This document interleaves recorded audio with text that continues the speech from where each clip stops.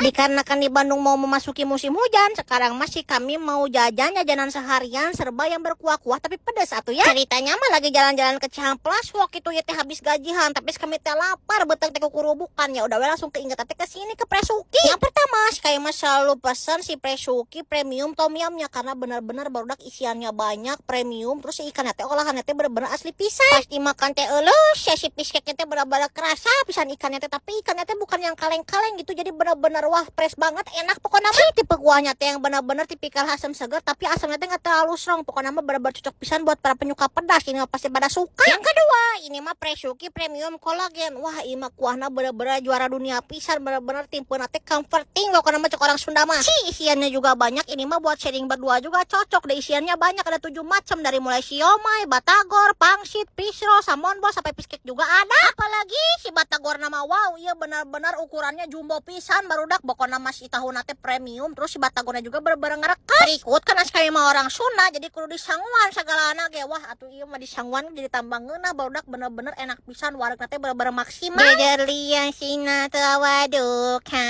Iya teh mendingan pisan.